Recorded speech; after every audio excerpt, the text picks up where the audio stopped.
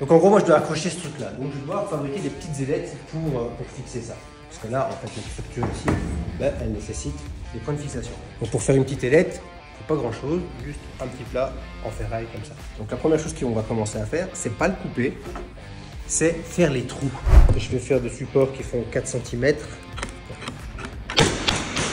Ça, le pointage, c'est vraiment primordial parce que avant je pointais, enfin je ferais sans pointer, la mèche elle glisse toujours. On va faire des trous de 9 mm, mais là-dedans, on va pas directement forer en 9 parce qu'il faut y aller crescendo. C'est ça vraiment la clé du forage. Je vais commencer avec un petit trou de 3 mm. Donc tu vois, on va hop là, pénétrer dans le petit trou. Et ici, ça va forer tout seul. Parce que c'est un petit forêt, tu vois. Hop. Alors pourquoi est-ce que ça a fait ça? C'est parce qu'en fait il y a un copeau qui est dessus. Et donc la chose à faire, c'est arrêter sa machine et la faire tourner dans l'autre sens. Si jamais ça t'arrive. Et tu vois, des fois juste... En fait c'est vraiment bien que ça arrive parce que c'est pour expliquer que même bêtement faire un trou, voilà, c'est le genre de truc qui se produit. Donc on dit, ah vas-y, fais un trou. Mais quand on a 100 à faire et si ce bazar arrive toutes les X minutes, t'as vu comment ça double la longueur de ta journée? Donc on passe à l'étage au-dessus. Voilà, ça c'était 3 mm. Et maintenant, je vais faire un trou en 7 mm. Si ton forêt, il ne coupe plus, il n'y a pas de problème. Il faut juste le retailler. Comment tu le retailles? Attends, je te montre. Une meuleuse avec un disque à lamelle. Le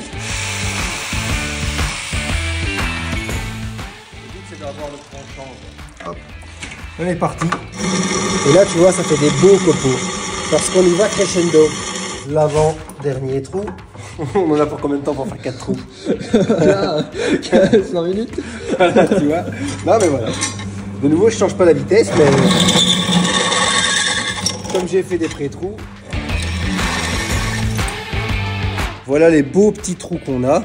Mais on va aller un tout petit peu plus loin. On va utiliser ça. C'est simplement une fraise en fait. Et ça sert à faire un cône pour pouvoir rentrer la vis à l'intérieur de façon plus jolie. Parce que si on met la vis directement dedans, bah, c'est pas terrible quoi, au niveau finition.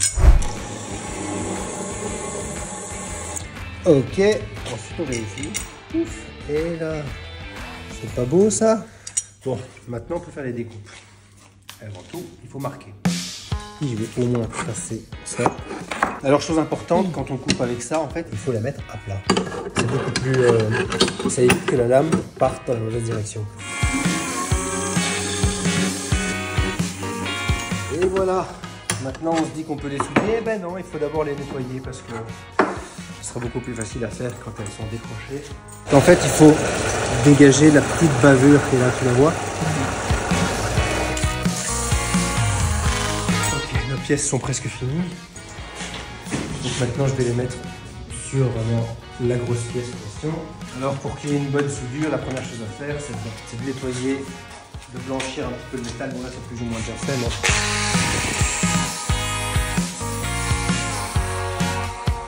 Et donc l'idée c'est que cette petite pièce là, elle aille se foutre ici. Alors, je crois que j'utilise ce genre de petits aimants comme ça. Je mets ça sur l'aimant et donc sur le côté, en fait on est vraiment sur le même plan. Cette petite boule là, tu te la vires et donc c'est juste ça la sortie de fil qu'il doit y avoir. En gros l'idée c'est quoi? C'est que si je me mets à faire directement un cordon là, qu'est-ce qui va se passer? Immédiatement avec la chaleur, ça va replier le truc en deux comme ça. Et donc on a perdu tout le bénéfice. C'est d'abord le bloquer stabilisé. Donc ça se fait en diagonale sur les côtés en fait. Ça, le truc, il est toujours droit. Il est toujours droit. Voilà, maintenant je peux enfin faire le cordon. Donc le cordon, ça je le fais d'une traite, histoire qu'il soit joli.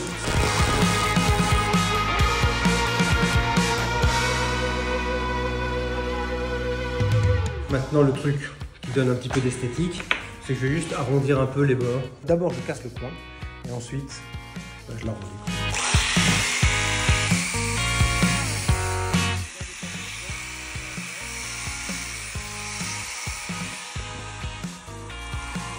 Et là on a un beau petit bord arrondi.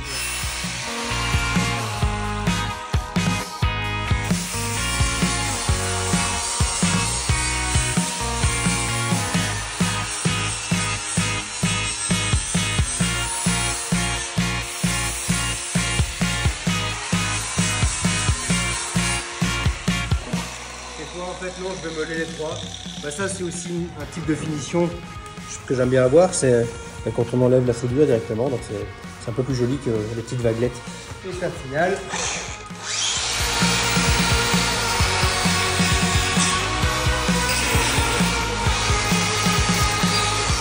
Des petites impuretés qu'il pourrait y avoir, si on n'a pas, on peut les enlever. Si on veut être plus catholique que le pape, on peut encore foncer. Mais... Voilà, vous avez vu que pour simplement quelques pattes de fixation, il y a quand même du boulot derrière. Il y avait une petite 7-8 étapes. Bon, voilà, je voulais juste vous montrer l'envers du décor, ça vous permet de voir comment ça se passe directement à l'atelier. Bon, je me casse.